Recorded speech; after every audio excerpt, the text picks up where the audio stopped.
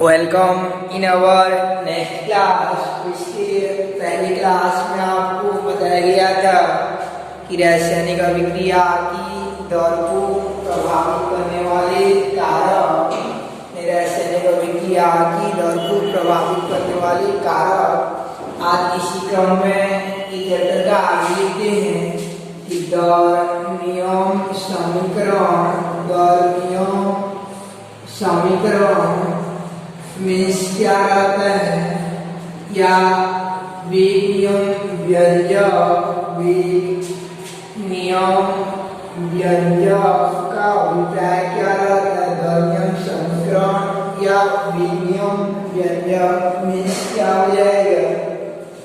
तो दर नियम समीकरण का अभिप्राय क्या रहेगा। तो इसके लिए दर नियम समीकरण के लिए हम लोग अभिक्रिया पर कल्पना करते हैं। माना कि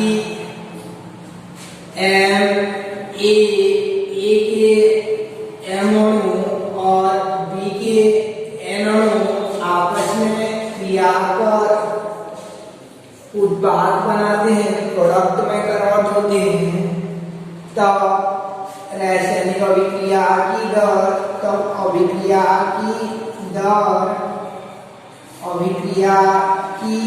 दर जो है यह समानुपाती होती है अभिकारक ए की सक्रिय द्रव्यमान के घात एम के। याद पढ़े होगी कि यहाँ पे जितना संख्या रहता है उतना घात का समानुपाती होता है दर के वन बटे के टू का व्यंजक निकालते हैं केसी वाला। तो अगर तब अभिक्रिया का दर ए के घातांक एम के समानुपाती और बी के घातांक एन के समानुपाती होता है, यानी अभिक्रिया की दर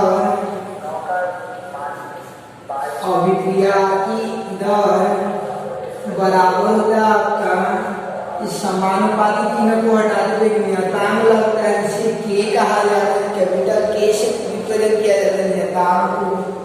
और ये घात ए का घात एम और बी का घात एन हो जाता है।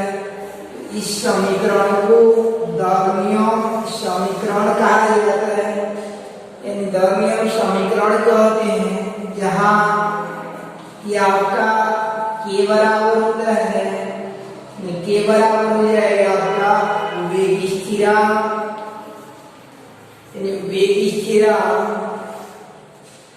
या दर स्थिरांक होता है। अभिक्रिया का एक दर स्थिरांक कहा जाता है, नियतांक में जिसे दर स्थिरांक कहते हैं। तो अभिक्रिया ए प्लस एम प्रोडक्ट के लिए अभिक्रिया की दर समानुपाती होता है ए का घात एम और बी का घात एन के। तब अभिक्रिया की दर बराबर होता है के इंटू ए का घात एम इंटू बी का घात एन। तो ये समीकरण को दर नियम समीकरण कहते हैं। ये दर नियम समीकरण होता क्या है कि अभिक्रिया की दर वह अभिकारक की सांद्रता, अभिकारक है तो इन सांद्रता के मध्य संबंध दर्शाता है। तो संबंध दर्शाने वाला इस समीकरण को दर नियम समीकरण कहते हैं। अभिक्रिया में अभिकारक की सांद्रता व अभिक्रिया के दर के मध्य संबंध स्थापित करने वाले समीकरण को दर नियम समीकरण कहते हैं। रासायनिक अभिक्रिया में अभिकारक की सांद्रता, अभिक्रिया की दर व अभिकारक की सांद्रता के मध्य संबंध दर्शाने वाला समीकरण को दर नियम समीकरण कहते हैं। दर नियम समीकरण क्या हो जाएगा आपका कि रासायनिक अभिक्रिया की दर तथा अभिक्रिया के मध्य संबंध स्थापित करने वाला समीकरण को दर नियम समीकरण कहते हैं। दर नियम समीकरण तो अभिक्रिया की दर बराबर के ए का घात एम और बी का घात एन होता है। तो दर नियम समीकरण किसे कहेंगे कि अभिक्रिया की दर व अभिकारक की सांद्रता के मध्य संबंध दर्शाने वाला समीकरण को दर नियम समीकरण कहते हैं।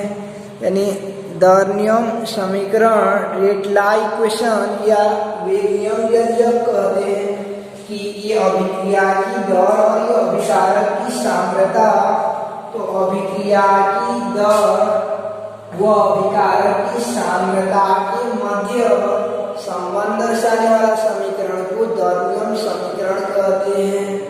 तो इस दर्नियम समीकरण के बाद जो है आगे देखते हैं हम लोग इसी क्रम में, और छोटा छोटा टॉपिक अगला है कि ये वेग स्थिरांक, दर स्थिरांक या वेग स्थिरांक किसे कहा जाता है। दर स्थिरांक या वेग स्थिरांक, दर या वेग स्थिरांक का अभिप्राय क्या रहता है। दर या वेग स्थिरांक किसे कहते हैं। एक अभिक्रिया इस प्रकार से कन्वर्ट हो रही है, एक अभिक्रिया इस प्रकार से संपन्न हो रही है and a plus nb tends to product, तब अभिक्रिया की दर बराबर इतना, तो अभिक्रिया की दर बराबर a और बीटा का n, जहाँ k बराबर वेग स्थिरांक है तो इसको समीकरण 1 कर देते हैं। तो समीकरण 1 में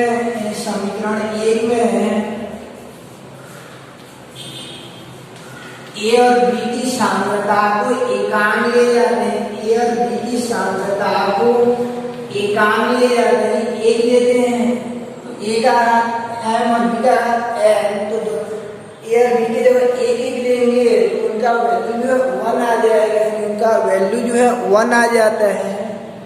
इसी स्थिति में मिल जाएगा आपको अभिक्रिया की दर बराबर हो जाएगा, अभिक्रिया की दर बराबर हो जाता है ये k गुणा 1 हो जाएगा। मीन्स यहाँ से मिल जाता है आपको कि अभिक्रिया की दर बराबर हो जाएगा, अभिक्रिया की दर बराबर k हो जाता है दर स्थिरांक के बराबर हो जाता है। तो ये दर स्थिरांक k का हमको डेफिनेशन लेना है, दर स्थिरांक k का हमको परिभाषा देना है। तो ये दर स्थिरांक k का डेफिनेशन, तो दर स्थिरांक k वो अभिक्रिया की दर के बराबर होता है। दर स्थिरांक k जो है अभिक्रिया की दर के बराबर होता है कब जबकि अभिकारकों की सांद्रता एकांक हो, अभिकारकों की सांद्रता एकांक हो तो अभिक्रिया की दर को ही दर स्थिरांक कहते हैं। तो दर स्थिरांक का डेफिनेशन क्या हो जाएगा कि अभिक्रिया की दर को ही दर स्थिरांक कहते हैं, अभिक्रिया की दर को ही दर स्थिरांक कहते हैं, अभिक्रिया की दर को ही दर स्थिरांक कहते हैं कब जबकि अभिकारकों की सांद्रता एकांक हो, अभिक्रिया की दर को दर स्थिरांक कहते हैं जब अभिकारकों की सांद्रता एकांक हो, अर्थात एकांक सांद्रता वाले अभिक्रिया में अभिक्रिया की दर को दर स्थिरांक कहा जाता है। तो दर स्थिरांक k का परिभाषा देने के पहले यहाँ से स्टार्ट करेंगे, a और b को एक ले जाते हैं तो अभिक्रिया की दर को ही दर स्थिरांक कहा जाता है, अभिक्रिया की दर को ही दर स्थिरांक कहते हैं। तो ये दर स्थिरांक का डेफिनेशन के लिए M A plus N B change to product के लिए आपको ए और बी को 1 ले जाएंगे तो अभिक्रिया की दर बराबर k हो जाता है। तो परिभाषा क्या हो जाएगा, अभिक्रिया की दर को ही दर स्थिरांक कहते हैं जबकि अभिकारकों की सांद्रता एकांक हो, यानी अभिक्रिया की दर को ही दर स्थिरांक कहते हैं जबकि अभिकारकों की सांद्रता एकांक हो। अब देखते हैं ये दर स्थिरांक का लक्षण या विशेषता क्या रहता है। तो पहला होता है कि अलग अलग कोटि की अभिक्रिया के लिए, बाद में अभिक्रिया की कोटि पढ़ेंगे, तो अलग अलग कोटि की अभिक्रिया के लिए इसका मात्रक अलग अलग होता है, अलग अलग कोटि की अभिक्रिया के लिए दर स्थिरांक का मात्रक अलग अलग होता है। और ताप बढ़ाने पर, ताप परिवर्तन करने पर दर स्थिरांक k का मान बदल जाता है। तो ये था आपका दर स्थिरांक। तो यहाँ से एक क्वेश्चन आ जाता है, दर स्थिरांक व अभिक्रिया की कोटि में क्या, दर स्थिरांक व अभिक्रिया की दर में क्या अंतर है। तो अभिक्रिया की दर को पहले पढ़ चुकी हो कि अभिक्रिया का दर क्या होता है कि एकांक समांतराल में अभिकारक या उत्पाद की सांद्रता में होने वाला परिवर्तन को अभिक्रिया की दर कहते हैं। और दर स्थिरांक किसे कहेंगे कि अभिक्रिया की दर को ही दर स्थिरांक कहते हैं, जबकि अभिकारकों की सांद्रता एकांक हो। दूसरा कि अभिक्रिया की दर का मात्रक मोल प्रति लीटर सेकेंड इनवर्स होता है, mole litre inverse second inverse होता है, जबकि दर स्थिरांक का मात्रक जो अलग अलग कोटि की अभिक्रिया के लिए अलग अलग आ जाता है। तो आज पढ़े हम लोग टॉपिक जिनमें से पहला था आपका दर नियम समीकरण की अभिक्रिया की दर व दर स्थिरांक अभिक्रिया दर नियम समीकरण पढ़े। तो दर नियम समीकरण में क्या हो जाएगा कि अभिक्रिया की दर को ही दर स्थिरांक कहते हैं। पहले पढ़े थे दर नियम समीकरण, तो दर नियम समीकरण किसे कहा गया था कि अभिक्रिया की दर व अभिकारक की सांद्रता के मध्य संबंध दर्शाने वाला समीकरण को दर नियम समीकरण कहते हैं। और दर स्थिरांक किसे कहते हैं कि अभिक्रिया की दर को ही दर स्थिरांक कहते हैं, जबकि अभिकारकों की सांद्रता एकांक हो। दर नियम समीकरण व अभिक्रिया की दर। अब आगे देखते हैं कि एक अगला टॉपिक जो है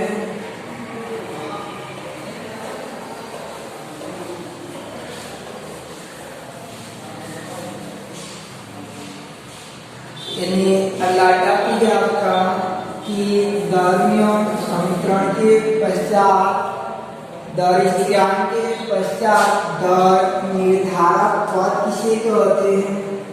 दर निर्धारक पद किसे कहा जाता है, दर निर्धारक पद किसे कहेंगे।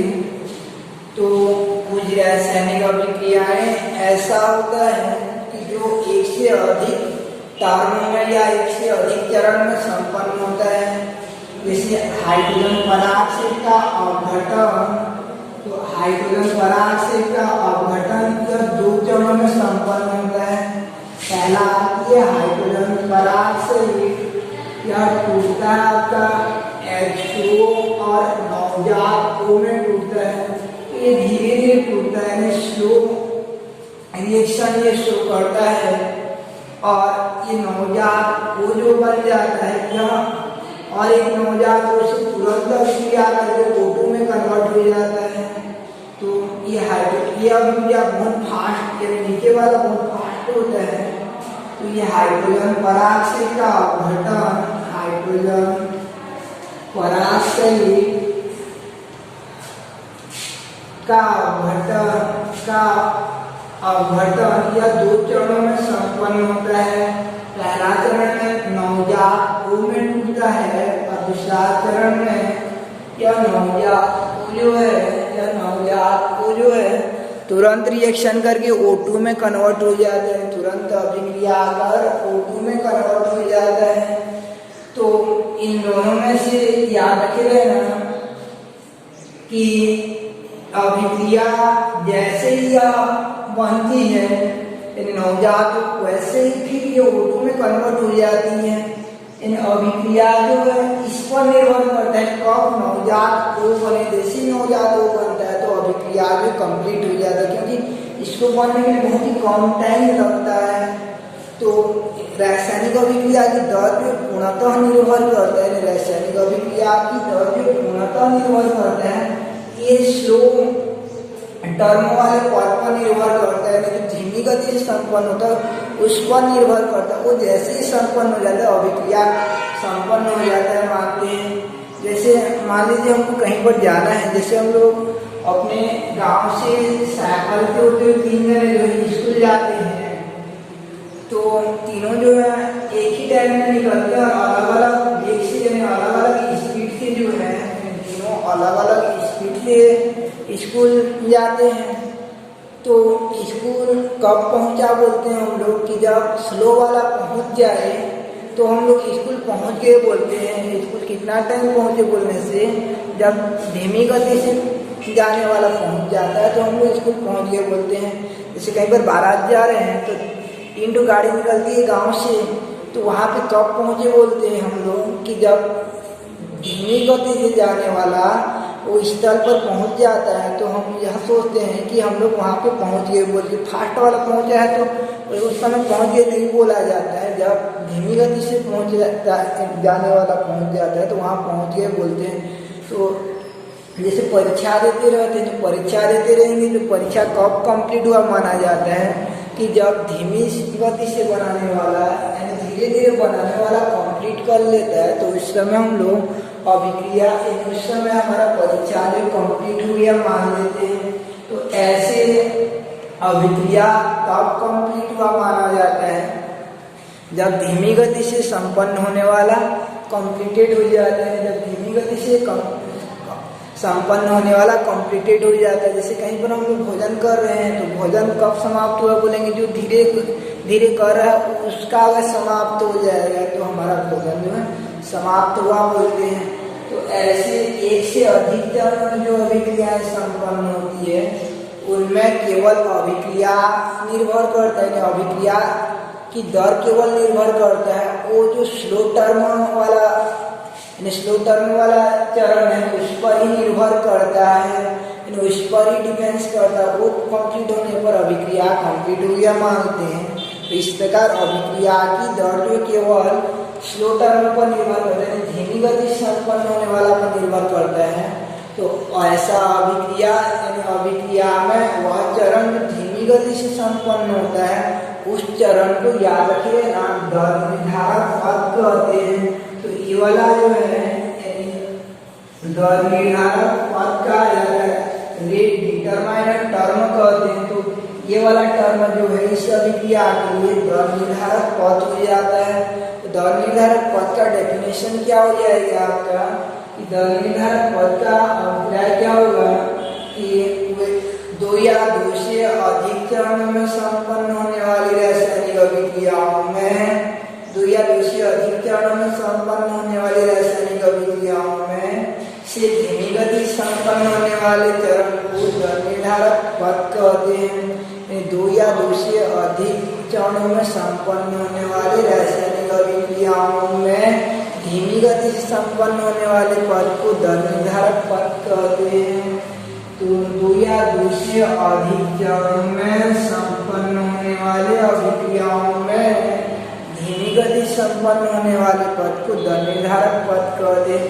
अर्थात एक से अधिक चरणों में संपन्न होने वाली रासायनिक अभिक्रियाओं में धीमी गति से संपन्न होने वाले पद को दर निर्धारक पद कहते हैं। एक से अधिक चरणों में संपन्न होने वाली रासायनिक अभिक्रियाओं में धीमी गति से संपन्न होने वाला अभिक्रिया को दर निर्धारक पद कहते हैं। तो उक्त अभिक्रिया में ये H2O2 का पहला स्टेप वाला चरण जो है वो आपका दर निर्धारक पद हो जाता है। तो ये रेट डिटरमाइनर टर्म हो जाता है। तो ये आपका दर निर्धारक पद। इसके बाद आगे देखते हैं कि अणु संख्यता या आणविकता किसे कहा जाता है। तो अणु संख्यता या आणविकता किसे कहते हैं। दर निर्धारक पद के बाद अणु संख्यता या आणविकता मीन्स क्या रहता है। अणु संख्यता या आणविकता का अभिप्राय क्या हो जाएगा। तो अणु संख्यता या आणविकता तो रासायनिक अभिक्रिया की संपन्न होती है।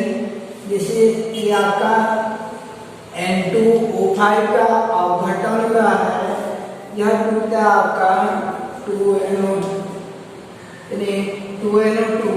4NO2 प्लस O2 में टूट जाता है। तो इस दौरान इसके सामने में जितना संख्या दिखता रहेगा, अभिकारी अणुओं की जितना संख्या दिखता रहेगा उन्हीं अणुओं की संख्या को अणु संख्यता कहते हैं। अणुओं की संख्या को अणु संख्यता कहा जाता है। यहाँ पे अणु संख्यता कितना हो जाएगा आपका 2 हो जाता है।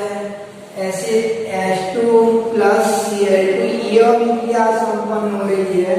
तो ये 2HCl में कन्वर्ट हो रहा है, 2HCl में कन्वर्ट हो रहा है। तो इस अभिक्रिया के लिए अणु संख्यता या आणविकता हो जाएगा आपका कितना अभिकारी अणु है। तो H2 का एक है, इसके सामने कुछ नहीं है तो एक है, और इसके सामने कुछ नहीं है तो एक है। तो एक कितना हो जाएगा आपका 2, तो इसका अनुसंख्यता कितना हो जाता है 2। कुल मिलाकर अनुसंख्यता का अभिप्राय क्या रहता है कि अभिकारी अणुओं की कुल संख्या को अनुसंख्यता कहते हैं। जो अभिक्रिया परस्पर क्रिया कर रासायनिक अभिक्रिया को संपन्न करते हैं, कुल मिलाकर इन अणुओं की संख्या को जो अभिक्रिया में भाग लेते हैं उन्हीं अणुओं की संख्या को अनुसंख्यता कहते हैं। या अनुसंख्यता में क्या हो जाएगा कि रासायनिक अभिक्रिया में भाग लेने वाले अभिकारी अणुओं की कुल संख्या को अनुसंख्यता कहते हैं। तो अनुसंख्यता जैसे कुल मिलाकर जितना अणु अभिकार लेफ्ट साइड जितना अणुओं की संख्या रहता है आपकी भाषा में उसी को क्या कहेंगे अनुसंख्यता कहते हैं। तो इस प्रकार से अनुसंख्यता मीन्स क्या हो जाएगा आपका कि एक संतुलित रासायनिक अभिक्रिया यानी एक रासायनिक अभिक्रिया में भाग लेने वाले अभिकारी अणुओं की कुल संख्या को अनुसंख्यता कहते हैं।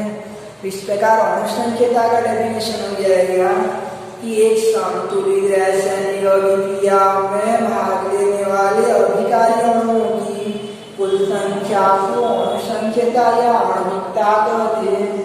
तो अनुसंख्यता या आणविकता मीन्स क्या हो जाएगा आपका कि अनुसंख्यता या आणविकता यानी अनुसंख्यता या आणविकता का अभिप्राय हो जाएगा कि एक संतुलित रासायनिक अभिक्रिया में भाग लेने वाले अणुओं की संख्या को अनुसंख्यता या आणविकता कहते हैं। संतुलित रासायनिक अभिक्रिया में भाग लेने वाले अभिकारी अणुओं की संख्या को अनुसंख्यता या आणविकता कहते हैं। जैसे उस अभिक्रिया में आपका H2 और Cl2 दोनों का एक एक अणु भाग लिया तो कुल अणुओं की संख्या 2 है, तो अनुसंख्यता कितना हो जाएगा आपका 2 हो जाता है। अभिकारी अणुओं की कुल संख्या को जो रासायनिक अभिक्रिया को संपन्न करते हैं उन्हें अनुसंख्यता कहते हैं। अर्थात संतुलित रासायनिक अभिक्रिया में भाग लेने वाले कुल अणुओं की संख्या को अनुसंख्यता या आणविकता कहते हैं। अब देखते हैं अनुसंख्यता की विशेषताएं। तो अनुसंख्यता की विशेषताओं में होता है कि अनुसंख्यता हमेशा पूर्णांक रहता है, कभी उसका मान जो ऋणात्मक भिन्नात्मक शून्य नहीं रहता है। अणुओं की संख्या हमेशा धनात्मक पूर्णांक रहती है। अनुसंख्यता का मान जो है सदैव धनात्मक होता है। अनुसंख्यता का मान भिन्नात्मक नहीं होता है, अनुसंख्यता का मान ऋणात्मक नहीं होता है, अनुसंख्यता का मान शून्य नहीं होता है। और यह केवल सैद्धांतिक तौर पर निकाला जाता है, प्रयोग करके नहीं निकाला जाता है। केवल एक अभिक्रिया में कितना अणु पार्टिसिपेट हो रहे हैं उन्हीं अणुओं की संख्या को अनुसंख्यता कहते हैं। तो वास्तव में जितना अणु पार्टिसिपेट हो रहे हैं उनका जानकारी जो प्रयोग के आधार पर मिलती है। तो इस आधार पर एक नया टॉपिक फिर देखते हैं अनुसंख्यता के पश्चात जो है अनुसंख्यता के पश्चात आपका अभिक्रिया की कोटि मीन्स क्या रहता है, अभिक्रिया की कोटि। तो अभिक्रिया की कोटि किसे कहा जाता है, तो अनुसंख्यता के बाद जो अभिक्रिया की कोटि, तो जैसे एक अभिक्रिया संपन्न होती है Ma प्लस Mb प्रोडक्ट। तो इस अभिक्रिया के लिए ये M और N यानी A और B अणुओं की संख्याओं के योग को अनुसंख्यता कहते हैं। अनुसंख्यता बराबर M प्लस N होनी चाहिए, किंतु अभिक्रिया की कोटि जब हम निकालते हैं तो इसके लिए दरमियन समीकरण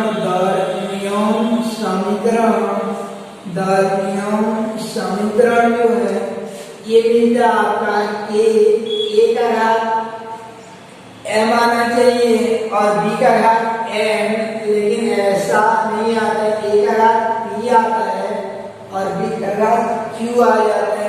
A का घात P और B का घात Q आता है। तो ये P और Q जो है वो M और N के बराबर आते भी हैं किसी किसी अभिक्रिया के लिए, जहाँ कि P प्लस Q का वैल्यू जो है वो M प्लस N के बराबर होता भी है, और P प्लस Q का वैल्यू जो है वो M प्लस N के बराबर नहीं भी होता है। यानी M प्लस एन के बराबर होता भी है और एम प्लस एन के बराबर नहीं भी होता है, तो तब अभिक्रिया की कोटि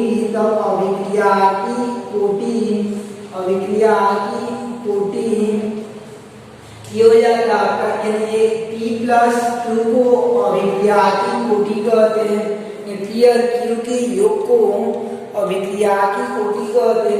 P और Q का मान यहाँ जितना दिखता रहता उतना आता भी है और जितना दिखता रहता उतना नहीं भी आता है। जैसे हम लोग विचार करते हैं अभिक्रिया पर, जैसे ये अभिक्रिया एग्जाम्पल पर विचार करते हैं, ये अभिक्रिया H2 प्लस Cl2 यह 2HCl बनाता है। तो इस समय 2HCl बनाता है सूर्य की प्रकाश की उपस्थिति में।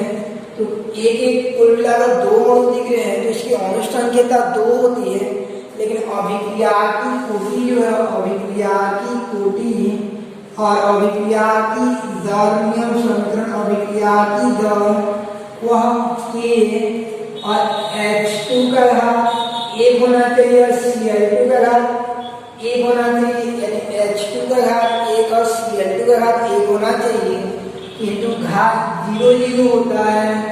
अर्थात अभिक्रिया की दर जो है ये H2 और Cl2 पर निर्भर नहीं करता है। अभिक्रिया की दर जो H2 और Cl2 पर निर्भर नहीं करता है, वो केवल सूर्य के प्रकाश पर निर्भर करता है। सूर्य के प्रकाश डालने पर अभिक्रिया संपन्न होगा और सूर्य का प्रकाश नहीं डालने पर अभिक्रिया संपन्न नहीं होगा। तो इस प्रकार से इसका कोटि जो है, अभिक्रिया की कोटि जो है ये हो जाता है आपका 0 प्लस 0, यानी अभिक्रिया की कोटि 0 आता है। तो यहाँ सामने में जितना संख्या दिखाई दे रहा है, सामने में जितना संख्या दिखाई दे रहा है यहाँ पे, ये 1 1 होना चाहिए, यानी 1 1 2 होना चाहिए। तो ये m plus P plus Q का मान इसलिए m प्लस n के बराबर नहीं है। तो इस दौरान ये जितना दिखता रहता उतना नहीं होता है, तो जिसको प्रयोग के आधार पर निकाला जाता है उनके घातांकों के योग को अभिक्रिया की कोटि कहते हैं। जबकि और एक एग्जाम्पल जैसे पर विचार करते हैं ये NH4Cl का अवघटन, तो ये NH4Cl का अवघटन ये N2 और HCl में टूट जाता है, N2 और NH4 और ये HCl में टूटेगा।